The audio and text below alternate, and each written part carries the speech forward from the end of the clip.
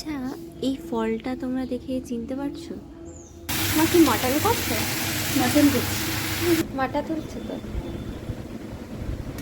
ঘি করবো। হাই, আমি তোমাদের সৌমনা। আজকে যে ব্লগটা শেয়ার করছি সেটা কোথা থেকে করছি বা কোথায় ছিলাম সেটা তোমরা একটু বাদেই জানতে পারবে। তবে আমিও কিন্তু এই ভিডিওর মাধ্যমেই শেয়ার করব। দেখো, এই যে ছাদ বাগানে সকাল সকাল চলে এসেছি। আগের দিন খুবই বৃষ্টি হয়েছিল, মানে এই দিনও বৃষ্টি পড়ছিল। আর এই যে ফলের গাছটা দেখতে পাচ্ছ, এটা কি ফল বলো তো? এটা হচ্ছে ব্ল্যাকবেরি। এটা কিন্তু একদমই কাঁচা রয়েছে, আমি খেয়েও দেখেছি, টক। তবে পাকলে পিসি বলল খুব মিষ্টি হয়, বেগুনি কালারের হয়ে যায়, ডিপ বেগুনি কালারের। আর পিসির এই ছাদ বাগানে প্রচুর রকমের ফলের সাথে সাথে ফুলও হয়। এই যে দেখো, আর একটা ফল দেখাচ্ছি, এটা হচ্ছে লেবু গাছ। আর নানান রকমের ফুল হয়, তবে পিসির শরীরটা একটু খারাপ হওয়ায় কয়েকদিন যত্ন পিসি করতে পারেনি। আর তাছাড়াও ভীষণ বৃষ্টি পড়ছিল সেই সময়, তাই সেরকম আর যত্ন আরতি হয়ে ওঠেনি আর কি। নেক্সট বার তোমাদের সাথে শেয়ার করব অবশ্যই। এখানে এলে না আমার মনটা পুরো ভালো হয়ে যায় এই ছাদ বাগানের জন্য। তারপর নিচে এসে দেখি মাটন কষা চলছে, মানে সবে বসানো হয়েছে। এই যে আলু ভেজে রাখা রয়েছে, মাটনটা হবে। এদিকে চিকেন হয়ে গিয়েছে, তার সাথে চাটনি করা চলছে। তোমরা যারা আমার ব্লগ দেখো তারা জানো আমার ভাই মাটন খায় না, তার সাথে আমার পিসিও মাটন খায় না, তাই তাদের জন্য চিকেন কষা হয়েছিল। আর এই দিকে পিসি করছিল হচ্ছে ঘি বানানোর জন্য মাটা তুলছিল। সেটাই আমার ইচ্ছে ছিল তোমাদের সাথে শেয়ার করব, ঘি বানানোর প্রসেসিংটা।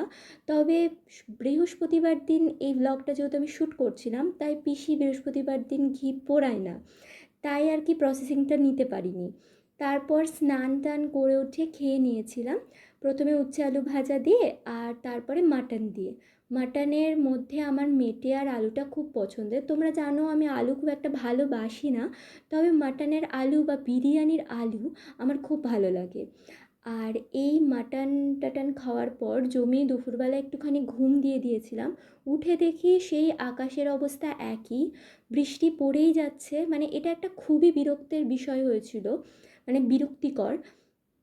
এখানে আসার পর একদিনও একটু হলেও বেরোতে পারিনি, কারণ খুবই বৃষ্টি পড়ছিল। তো ভাইরা চাটা খাওয়ার পর বেরিয়ে পড়েছিল, কারণ ওরা একটু হলেও বাইরে যাবেই আর কি। তো ওরা নিয়ে চলে এসেছিল হচ্ছে থাপার মোমো। আর এটা হচ্ছে, আমি যদি খুব ভুল না বলে থাকি, এটা হচ্ছে চন্দননগরের থাপার মোমো। এটা খানিকটা কীরকম খেতে বলো তো, আমাদের স্কোয়ার ফিল্ডে ওই যে হিমালয়ান বাইটস রয়েছে, ওই মোমোর দাদাটা যেমন মোমো করে অমনই খেতে হয়, খুবই সুন্দর। তবে সাইজটা একটু বড়, এখানে 6 পিস থাকে আর আমাদের এখানে তো 8 পিস দেয়। একদম চিকেনে ঠাসা, খুবই সুন্দর খেতে হয়। তো এটা খেয়ে মানে বিশালই মনটা ভরে গিয়েছিল। তারপরে দেখো, এই যে চিলি চিকেন বানানো চলছে, চিলি চিকেনটাও অসাধারণ হয়েছিল। কারণ এই দেখো, চিকেনের টুকরো অলরেডি আমার খাওয়া হয়ে গিয়েছিল, মানে কয়েকটা ভাজা চিকেন।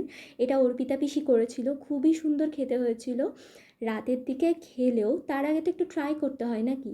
তারপর নিচের ঘরে চলে গিয়েছিলাম পিসির কাছে একটুখানি শাড়ি টাড়ি দেখবো বলে। পিসির শাড়ির কালেকশন কিন্তু আমি তোমাদের সঙ্গে শেয়ার করেছি, যারা জানো না তাদের জন্য এই ভিডিওর নিচে লিঙ্কটা অ্যাটাচ করে দিলাম।